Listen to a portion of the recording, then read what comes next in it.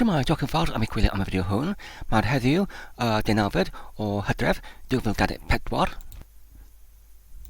Imion yn y fideo hwn, dwi'n mynd i parhau gyda'r datblygiad o'r app ysgrifennu'r imion yn ei iaith wglenni PHP, ac mae'r gyda ni yr enw'r o'r taflun neu'r app fan yma ar y moment, trhelptx. Felly mae'r enw o'r app wedi newid ers yr creiad o'r plyges fan yma. Felly dwi'n meddwl y peth gyntaf dwi'n mynd i wneud yw i enwi yr enw'r o'r plyges i'r un enw fel yr app. Felly dwi'n mynd i rhedeg y gorchymyn imion yn yr terfynach, a lle dwi'n rhedeg yr cregyn bash i MV neu move neu symud yr plyges gyda enw trhelptx i'r enw'r o'r taflun sef trhelptx fel hwn, ac wedyn pwyso ar y bwtwm dodiad, a dyna ni. Nawr, os yn edrych imion yn y plyges, oddi wrth y fideo diwethaf, wrth yn llwyddannus i creu dudalen wefan i allbynnu yr ffail gyda'r enw rjxtxt.txt out.html, a dyma'r ffeil fan yma, imion yn y poriwr. Ac y peth gyntaf dwi'n sylwi yw mae gyda ni yr angysondeb imion yn yr ddangosiad o'r geiriau. Er enghraifft, mae'r rhai o'r geiriau Saesnig gyda nhw imion yn llythren dew, gyda'r tanillell hefyd fel yr un fan yma, oherwydd mae gyda fe yr blaen slais ar terfyniad o'r gar, ond gyda'r rhai eraill fel yr un fan yma, er enghraifft inexorable, does dim unrhyw lythren imion sydd yn dew, ac hefyd does dim unrhyw tanillell.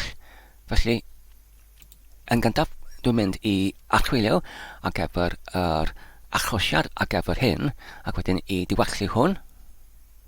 Ac hefyd, dwi'n mynd i barhau gyda'r datblygiad o'r app hwn. Felly, ar ôl yr enwad o'r plyges, dwi'n mynd i warchwilio imion yn y plyges. Ac wedyn, dwi'n mynd i cychwyn yr gwesteiwr ar gyfer yr gwenydd wefan ar fy cyfrifiadau lleol trwy ddefnyddio yr gwenydd sydd yn dod gyda'r PHP. Felly, i cychwyn yr gwenydd, mae angen ni i mewnbynnu y gorchymyn PHP, ac wedyn dywisiad namin prif rhythen S, ac wedyn yr enw'r o tirogais sef yr gwesteiwr lleol neu yr localhost, ac wedyn yr llawn wahanol, ac wedyn yr enw neu yr chref o'r porthladd ar gyfer yr gwasanaeth hwn, ac wedyn y dewisiad namin T ar gyfer greddyn neu root. Imion yn y bach lythren T ar gyfer yr greddyn o'r cyfundrefn ffeil ar gyfer yr gwenydd hwn, ac wedyn yr llawn y talnod, ac wedyn y blaen slais i arddecau yr plyges cyfredol fel y greddyn o'r cyfundrefn greddyn ar gyfer gwenydd fan yma, sydd yn ei cychwynu nawr, ac wedyn i pwyso ar botwm dodiad. Dyna fe, nawr mae'r gwenydd lleol yn rhedeg. Ac nawr, union yn y poriwr, os rydyn yn gleidio mewn y cyfeiriad ar gyfer yr gwestiwr lleol gyda'r porthladd o'r 8,000 fel hwn, ac wedyn i pwyso ar y botwm dodiad. Felly dyna ni, mae gyda ni yr allbyniad oddi wrth yr cymwysiad neu'r app ysgrifennwyd i mewn yn PHP gyda'r enw trhelptx.php, sef yr un ffeil fan yma, yr yn gallu ei agor trwy'r double-clicio arno fe i mewn yn yr oleiswr Windows fel hwn. A dyna fe i mewn yn Notepad, ond mae'n hefyd ar gael os ydyn eisiau i'w adolygu fe i mewn yn terfynach, i mewn yn Cregyn Bash. Felly dyma'r Cregyn Bash oedd wrth min-eg-u neu minimal GNU for Windows. Felly dwi'n gallu morio i'r bygach fel hwn, ac wedyn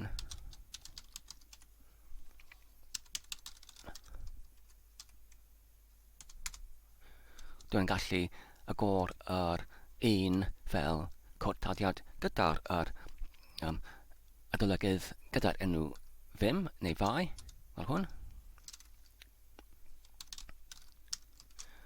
trhelptx.php fel hwn.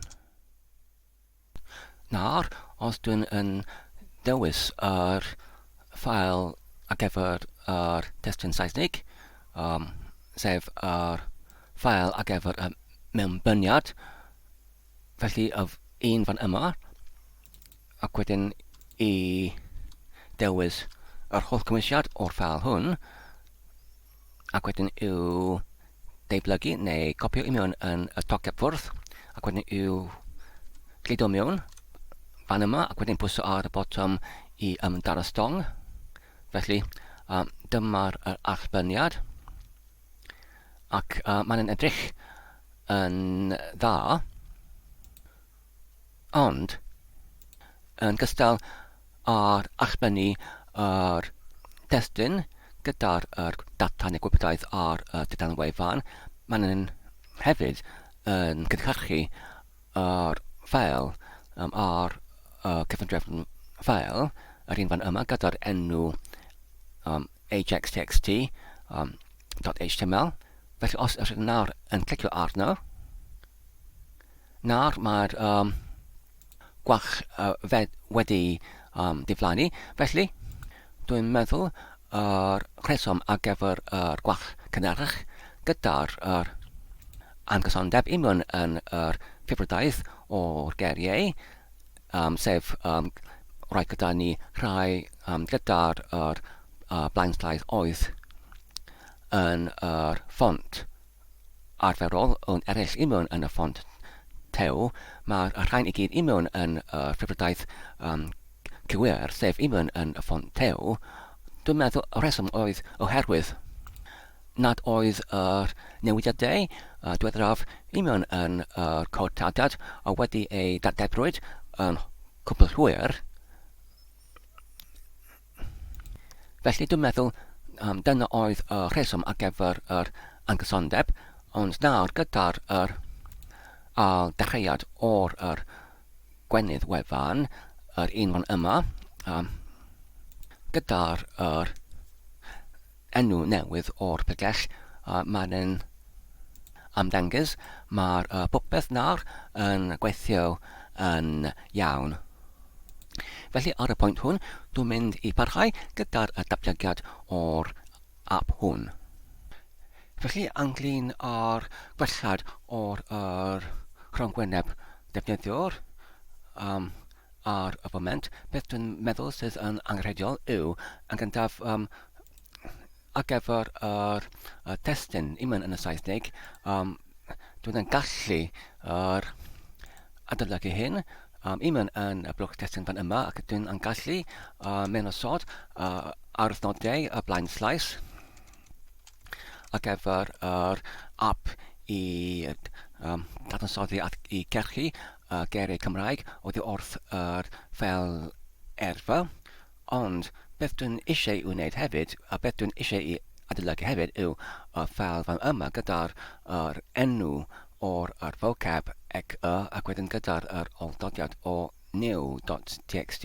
Felly, dyma'r ffeil sydd yn cael ei crewyd oddi wrth yr geiriau ychwanegol nad oeddent yn bodoli union yn erfa yn wreiddiol. Felly, dwi'n eisiau i adolygu hyn hefyd, felly ynglyn â'r rhwngwyneb ar gyfer defnyddio, dwi'n meddwl mae'n defnyddiol i fod gyda ni blwch testun arall, lle ydym gallu adolygu y ffeil hwn, sef yr erfa'r ychwanegol. Ac wedyn, dwi'n meddwl fe fydd yn hynod o gynorthwyol os mae gyda ni rhyw fath o botwm i achub yr newidiadau i mewn yn yr testunau, sef yr testun Saesnig ac hefyd y testun ar gyfer yr erfa ychwanegol. Os mae gyda ni rhyw fath o botwm, neu os mae gyda ni rhyw fath o swyddogaeth lle mae'r testunau hyn yn cael ei achubwyd yn hunan symudol. Felly dwi'n mynd i barhau gyda'r rhain.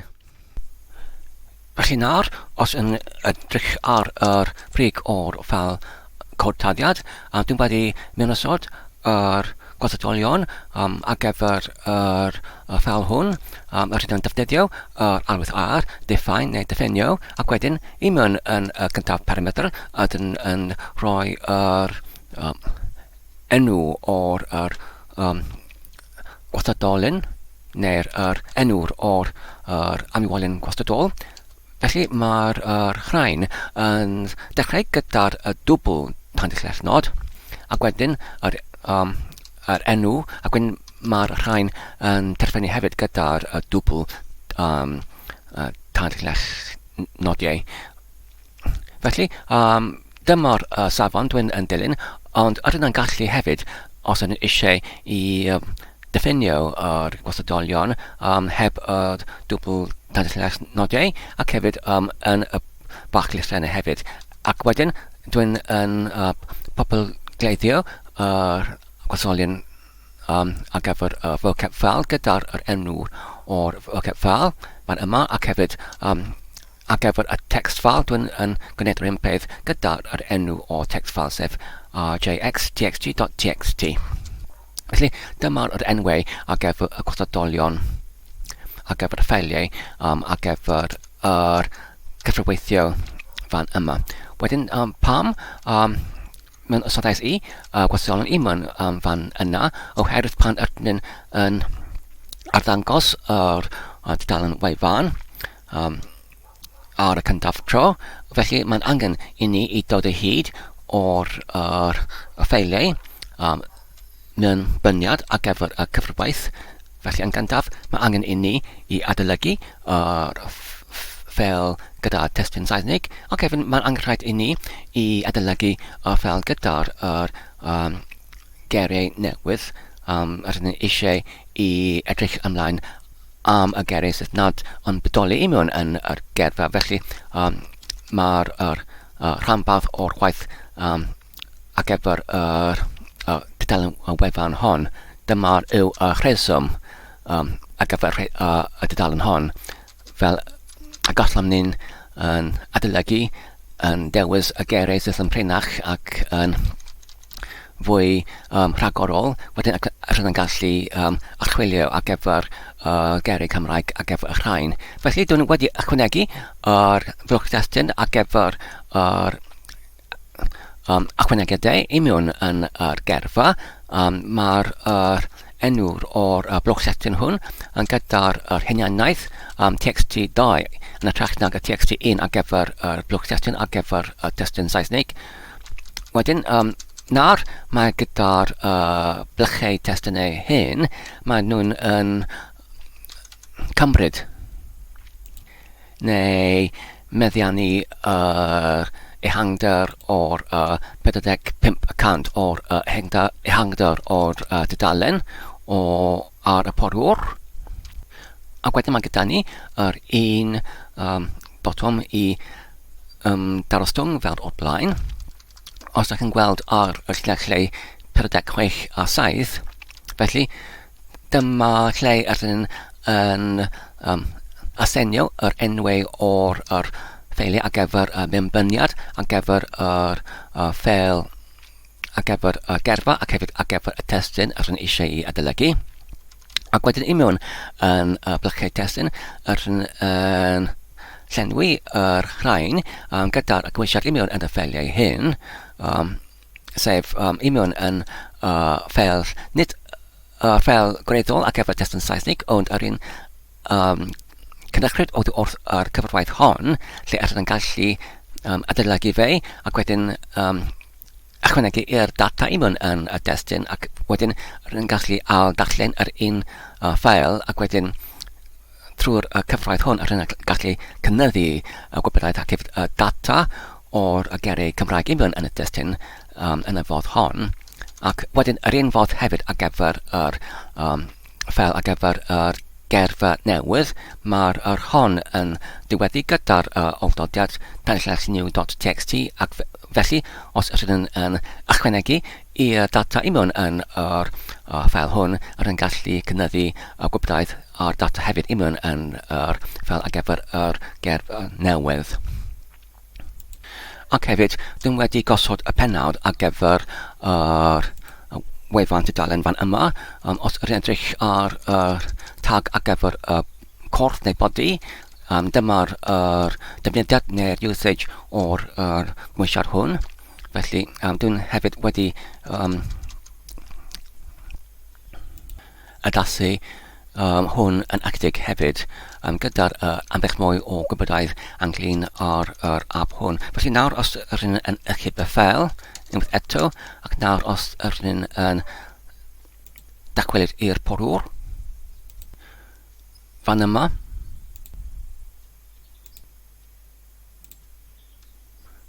ac wedyn os rydyn yn gludo mewn y cyfeiriad, yr un fan yma, os rydyn dim ond yn gludo i mewn tiragaeth gyda'r porthladd 8,000 ac wedyn dim ond ffeil heb unrhyw parametr, a pwyso ar y botwm dodiad. Felly nawr mae'n arddangos y ddau blwch testun gyda'r cymwysiad i mewn ynddyn nhw wedi ei poblogaiddwyd yn hyn o'n symudol.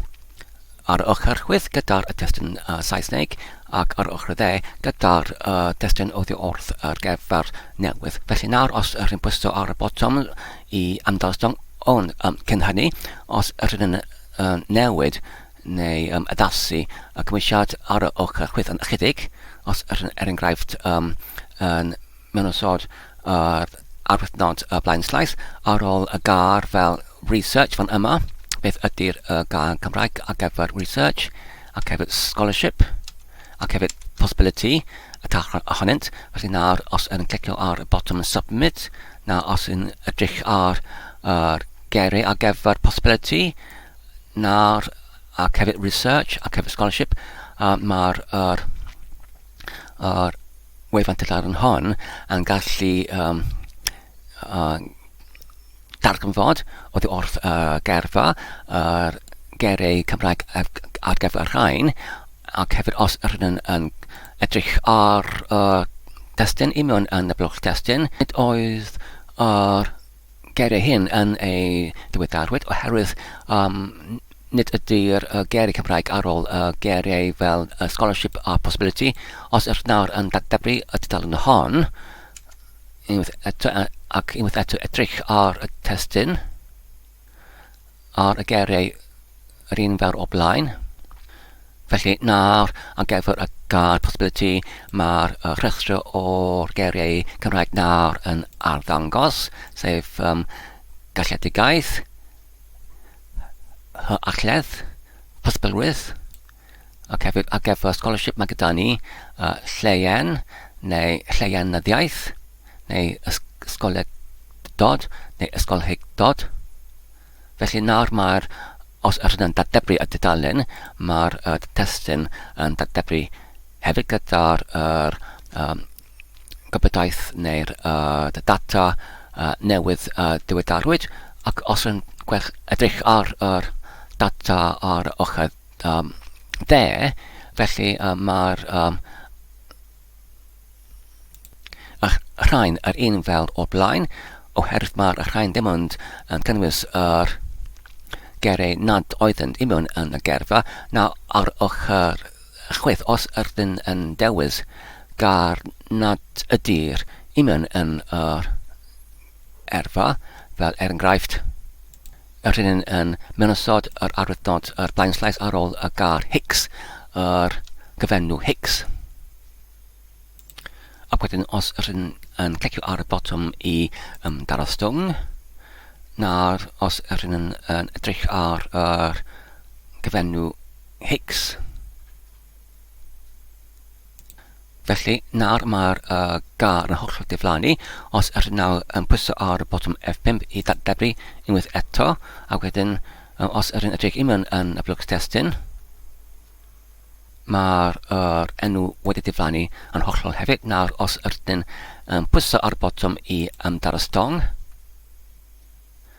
mae'r gar wedi diflannu hefyd. Nawr, os ydyn yn datblygu yn gyflawn, felly mae'r gar yn dal ar goll, ond os ydyn edrych ar ochr dde, felly mae'n wedi ychwanegu y gar Hicks i mewn yn yr testun i mewn yn y blwch ar gyfer yr erfa newydd. Felly, mae'r yswyddogaeth yn hanner gweithio, ond mae'n dal gyda ni yr gwallau sydd yn dal yn bodoli. Felly, dwi'n meddwl y cam nesaf yw i trwsio ac i diwallu y gwallau hyn.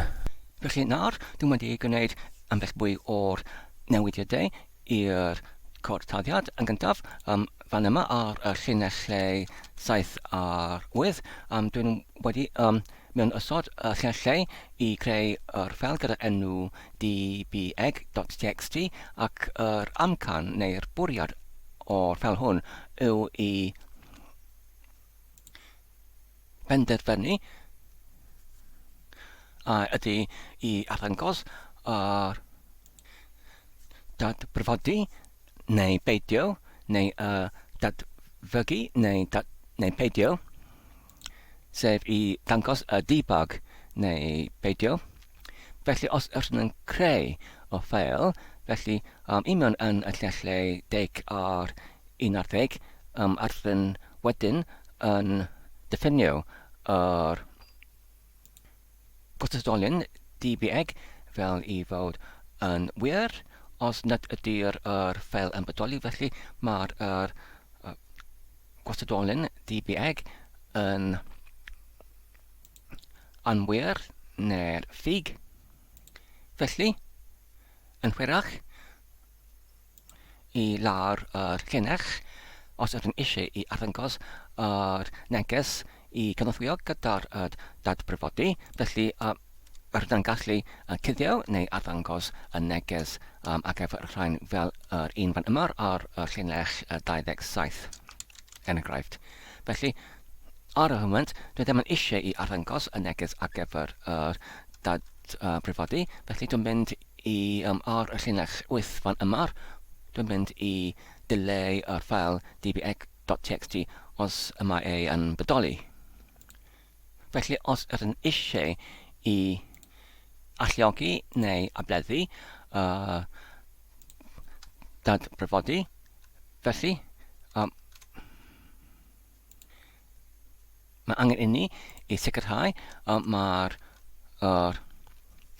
llinell ar llinell 7 yn isod, ond os nad ydyn eisiau i gwneud hynny, felly mae'n angen rhaid i ni i wneud yn sicr mae'r llinell sydd yn dileu gyda'r ffwythiant unlink neu digysylltu.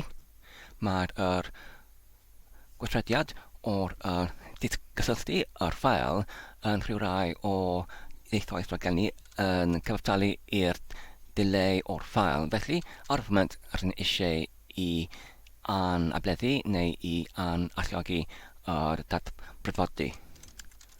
Wedyn, os ydyn symud i'r llinellau 12 a'r 3 a'r 10, felly fan yna ydyn yn aseinio yr enwau ar gyfer yr gwrthdolion ar gyfer yr enw o'r gerfa, y ffel o'r gefra ac hefyd yr ffel o'r testun Saesnig ar gyfer y mewnbyniad, os nad ydynt yn ei ysennwyd o'r blaen. Ac wedyn ar y llinell 1 ar 15, oherwydd yr yn gallu galw codtadiad hwn yn 3 bodd. Yn gyntaf, oddi wrth yr CLE neu'r rhyngwyneb ar gyfer yr gorchymyn llinell yn gyntaf ac yn ail trwy'r dudalen wefan ac yn trydydd trwy'r gweithrediad o'r Ajax neu'r JavaScript ac XML di amsereiddwyd y trydydd modd. Felly, os ydyn nhw eisiau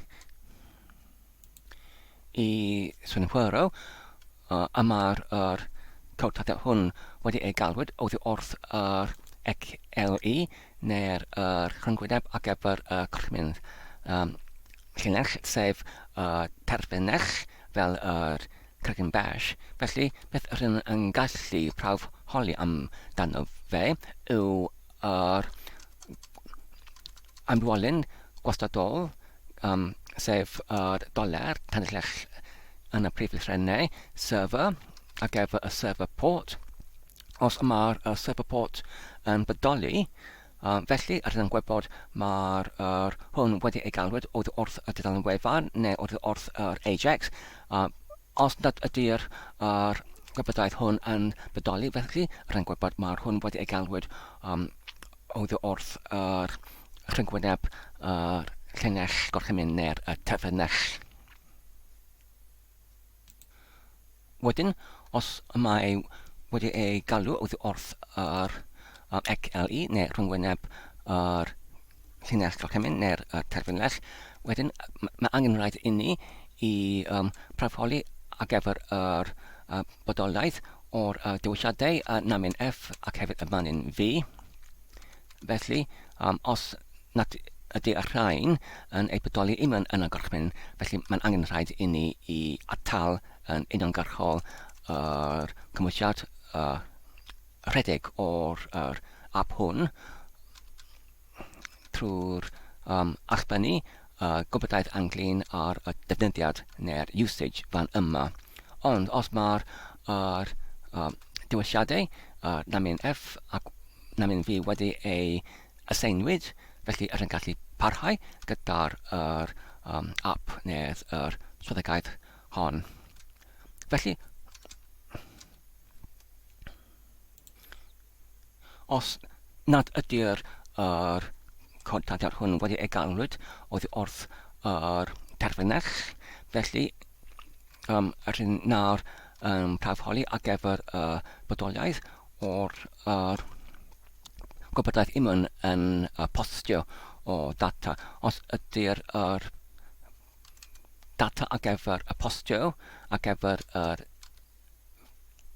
vocab text fan yma yn bodoli, wedyn rydyn yn sgrifennu y data union yn yr ffail fan yma, union yn yr vocab text file.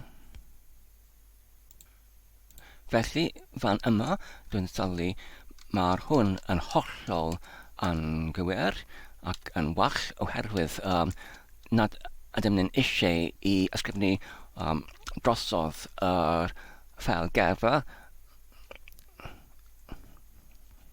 o gwbl. Fe fyddai hynny yn hollol dileu y holl data union yn ffynadlell data ar gyfer y holl erfa, y prif erfa. Felly, beth rydyn ni eisiau i wneud fan yma yw rydyn ni eisiau i ysgrifennu drosodd y ffel erfa ychwanegol sydd yn terfynu gyda'r oldodiad tanllell new.txt. Felly, dyna ni, mae'n nawr yn gywir.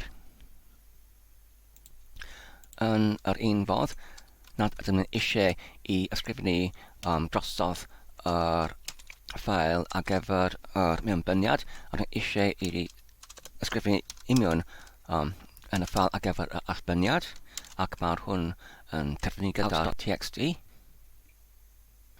Ac nawr, os rydyn yn symud i lawr, ac wedyn ar llinell 70 fan yma, a sut rydyn gallu synhwyro os ydy'r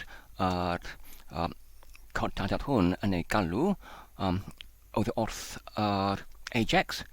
Felly, rydyn gallu danfon rhyw data i mewn gyda'r parameter, gyda'r enw Ajax type, fel yr hwn fan yma, i mewn yn y data ar gyfer y postio. Felly, os yma'r parameter yn bodoli i mewn yn y post, felly rydyn gwybod mae'r hwn galwyd oddi wrth yr Ajax. Os nad ydy, felly rydyn gwybod mae'r hwn wedi ei galwyd yn uniongyrchol oddi wrth y tudalen wefan. Felly sut rydyn gallu gwybod neu asenio y parameter ar gyfer y Ajax type i mewn yn y data ar gyfer postio. Felly mae'r hwn yn digwydd yn isod fan yma. Felly os rydyn edrych ar yr llinell 94, felly fan yma rydyn yn asenio 3 parameter yn gyntaf yr Ajax txt yn al yr vocab txt ac yn trydydd yr Ajax type. Felly rydyn yn asenio yr Ajax type i fod yn Ajax yn y prif lythren ac ar gyfer yr parameter ar gyfer Ajax txt rydyn yn asenio ef i fod y cymwysiad o'r cyntaf blwch testun ar ochr chwith ac ar gyfer yr vocab text parameter rydyn yn ei asenio oddi wrth yr testun neu data i mewn yn yr blwch testun ar ochr de. Ac wedyn nawr, os rydyn yn symud i lawr, felly os rydyn yn grybwch o'r blaen ynglyn ar yr geiriau yn mynd ar goll heb rheswm, ac ar ôl ychydig o'r achwiliad, y rheswm oedd oherwydd nad oedd yr linellau ar y llinell 123 a 124 fan yma'r ymwydoli. Oherwydd pan rydyn yn dod o hyd i mewn yn y sefyllfa lle mae gyda ni yr awyrthnod y blaen slides ar yr terfyn o'r gar, ond nad oes y gar Cymraeg yn bodoli i mewn yn y gerfa, felly mae'r gwerthoedd dychwelwyd oddi wrth yr ffwythiant get entries yn wag. Felly, pan mae'r hyn yn digwydd, felly oherwydd y diffygrwydd o'r llinellau 123 a 124, rydyn yn dolenni i mewn yn dolen for each fan yma, ac wedyn nad oedd ymwneud yn ychwanegu yr geiriau Saesnig yn wreiddiol i mewn yn ôl i'r testun ar gyfer yr achbleniad, a dyma oedd rheswm pam o'r oedd yr geiriau Saesnig hyn wedi ei tynnu allan oddi wrth data allbenwyd.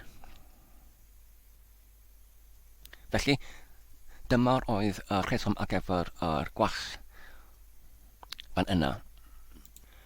Felly nawr, os rydyn yn ychydig y ffeil, ac wedyn yn dychwelyd i'r porwr, ac wedyn os rydyn yn ailredig yr ffeil codtadiad ar yr gwesteiwr lleol, fel hwn, ac wedyn nawr os rydyn yn pwyso ar y botwm i darostong, a dyma yr allbeniad. Nawr dwi'n yn sylwi mae'r data, sef y gwybodaeth o'r geiriau Cymraeg yn arddangos ar y tudalen, ond heb yr ffurfyddaeth o'r lythrennau i mewn yn y ffurf sydd yn cadarn neu yn y lliwiau gwahanol. Ac wedyn, ar ôl ychydig o'r archwiliad, dwi'n yn meddwl y rheswm ar gyfer y gwall fan yma, sef yr data allbennwyd gyda'r rhestr o eriau Gymraeg, yn ffigio lliwiau ac hefyd yr dull o'r addangosiad sydd yn cadarn yw oherwydd pan ydyn yn adeiladu llinyn ar gyfer yr paragraffau ar gyfer y dudalen wefan, sef fan yma'r llinell 137 i mewn yn yr amwylyn gyda'r enw doler HTML para.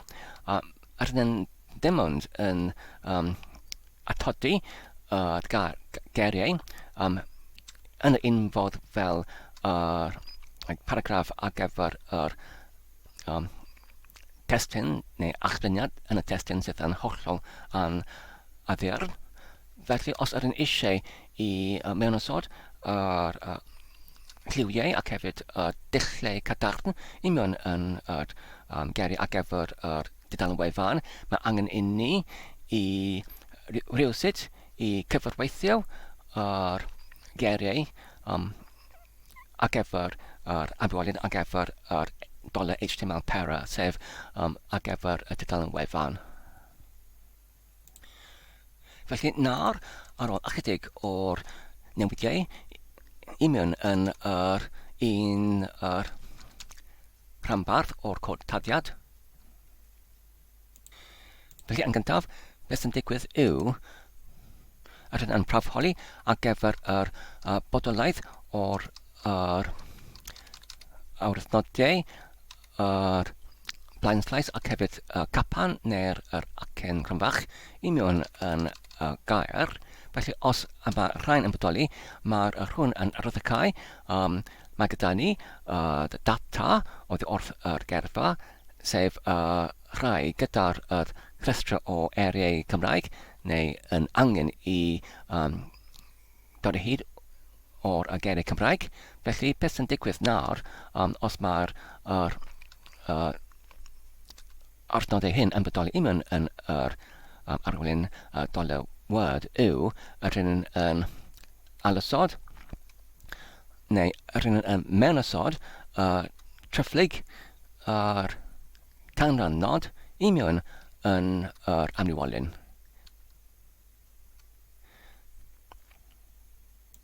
Felly, os mae'r arwythnod yn blaenslais neu yr cae rhanfach petrial, felly ydyn yn mewnasod y tryfflyg canrannod ar ôl yr arwythnod.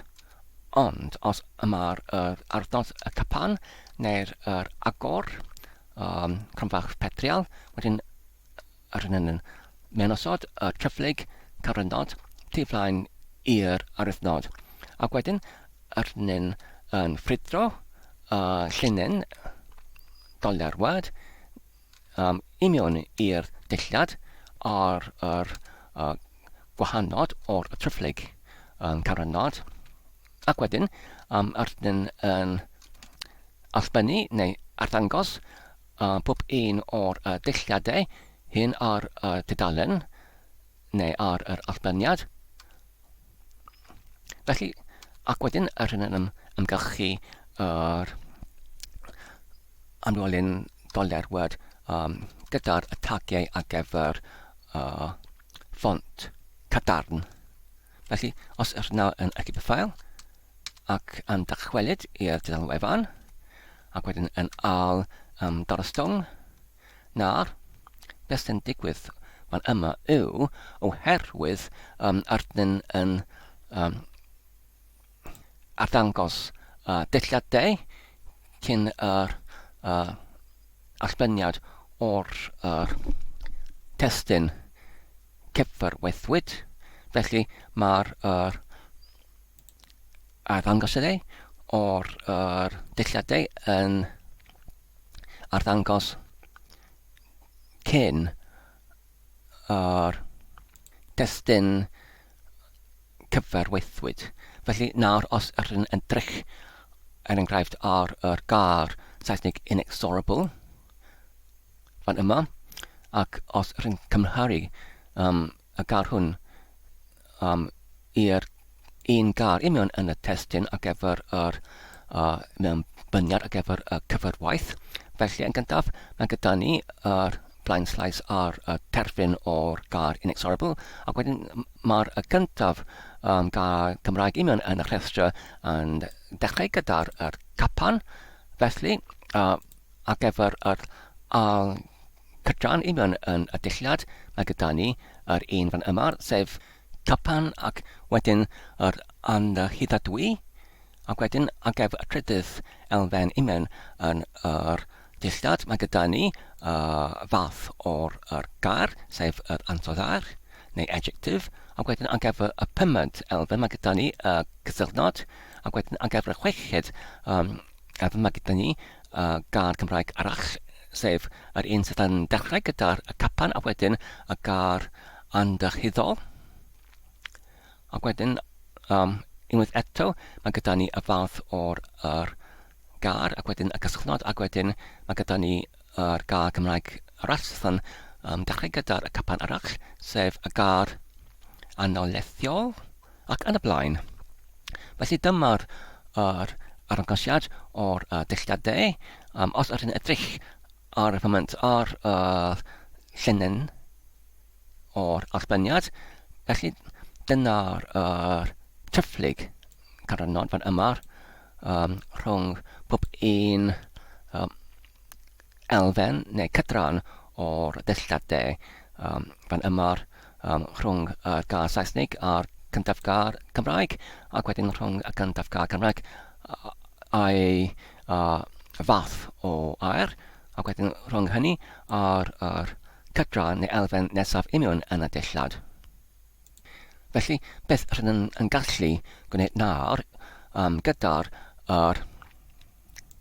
dilltadau yw rydyn yn gallu dolenni trwy'r pob un elfen o'r dillad, ac wedyn rydyn yn gallu mewn osod yn pob un doleniad o pob un elfen o'r dillad yr tagau HTML i ffurfeddu yr elfen o dillad yn ôl ei fath union yn yr addangos o'r data ydy ei enghraifft yn air Saesnig neu yn Cymraeg neu y fath o'r air. Wedyn nawr, os rydyn dychwelyd i'r llinell 71 lle ydyn yn gyntaf yn y llinell 70 rydyn yn swynhwyrw, os ydy'r rhif ar gyfer y porthlladd ar gyfer gwesteiwr wefan wedi ei poblogaiddwyd. Felly mae'r hwn yn edrychau, mae'r dudalen hwn neu'r cod cardiad hwn yn ei galwyd oddi wrth yr wefan, ac wedyn yn isod mae gyda ni yr prawfhoriad arall lle ydyn yn swynhwyrw ar gyfer bodolaeth o'r parametr Ajax type union yn y data union yn y post. Felly, os nad ydy yr parametr yn bodoli, felly oherwydd mae gyda ni yr bychnod fan yma, mae'r hwn yn erddychau gyda'r ffythiant iset. Os nad ydy'r parametr yn bodoli gyda'r enw Ajax type union yn y postio, felly wedyn rydyn yn arleisio neu echo neu arddangos anwolyn, sef yr peniad o'r dudalen wefan, sef yr un fan yma, ac wedyn rydyn yn arleisio neu arddangos yr blwch testun neu blychau testunau yn gyntaf yr un ar y chwith, ac wedyn yr al ar y de yr rhain fan yma, ac hefyd yr botwm i ymysgol stong. Mae'r rhain yn digwydd yn unig os y cod tadiad hwn yn ei galwyd oddi wrth yr gwestiwn wefan, ac yn unig os oddi wrth yr Ajax. Felly, beth arall oedd yn wachlus dargyfias i oedd ynglyn ar pan ydyn yn ymdarostong y testun i'r codtariad hwn nad oedd yr testun union yn yr ffeil yn ei diweddarwyd gyda'r newidiadau diwethaf, ac y rheswm ar gyfer hynny oedd oherwydd os yn diffygio yr prawfholiad fan yma lle yr un yn angen I synhwyro ydy yr ffeil codtariad hwn yn ei galwyd oddi wrth yr terfynach, neu oddi wrth y tudalen wefan, neu oddi wrth Ajax. Os oddi wrth yr terfynach neu cregyn bell, felly mae angen rhaid I ni I gerchu testun oddi wrth yr ffeil testun gwreiddiol yn y Saesnig, ond oddi wrth os mae ei oddi wrth wefan neu oddi wrth Ajax, felly mae angen rhaid I ni I gerchu testun oddi wrth testun arbennig, oherwydd mae angen I ni I diweddaru yr ffeil hwn tro ar ôl tro, ac dyna sut rydyn yn gallu cynyddu data neu'r gwybodaeth union yn y ffeil lle rydyn yn ei adolygu fe. Beth arall sydd yn diddorol yw fan yma mae gyda ni yr enghraifft o ddefnyddio yr gweithredadwr trialdol, neu yn y Saesnig ternary operator. Felly beth sy'n digwydd yw yn gyntaf rydyn yn prawfholi ar gyfer bodolaeth o'r gwerth union yn y porthladd ar gyfer yr gwenydd. Felly gyda'r gofynod fan yma, os ydy ei yn bodoli, wedyn rydyn yn cachu data oddi wrth yr ffeil gyda'r oldodiad out.txt. Felly gyda'r llawn wahanol fan yma, rydyn yn cachu oddi wrth yr ffeil testun heb yr oldodiad out.txt. Felly nawr, os rydyn yn sefydlu mas y llinell fan yma ar y cant 48, mae'r hwn dim ond yn arbennu neu arddangos ar gyfer dadbrifodi o'r dilladiau fan yma ar gyfer datfygio. Felly dwi'n meddwl rydyn wedi trwsio yr gwall fan yma, felly rydyn yn gallu sefydlu mas y llinell hon ar gyfer data. Nawr, os rydyn yn clip y ffeil ac wedyn dychwelyd i'r tudalen wefan i'r portal fan yma, ac wedyn rydyn yn pwyso ar F5 I datdebru. Nawr, os rydyn yn pwyso ar y botwm I darostong, nawr mae'n ymddangos mae'r popeth yn gweithio yn iawn. Enghraifft, os rydyn yn mewn osod blaen sleis ar ôl y gar truth fan yma, ac wedyn pwyso ar y botwm I darostong, am y darostong. Felly dyna'r blaen sleis. Nawr, os rydyn yn pwyso ar F5 unwaith eto I datdebru, ac wedyn I pwyso ar darostong. Felly nawr mae gyda ni gar truth yn ei arddangos yn y ffont carton hawyd gyda'r tanylles hefyd. Felly, ar y pwynt hwn, dwi'n meddwl mae'r fideo hwn yn digon hir. Rydyn yn mynd I barhau union yn yr fideo nesaf. Felly, diolch yn fawr am ei gwylio. Dwi'n gobeithio ydych chi'n wedi mwynhau ac yn y darganfod yn defnyddiol. Tan y tro nesaf, cadwch yn saff ac yn iach a hwyl.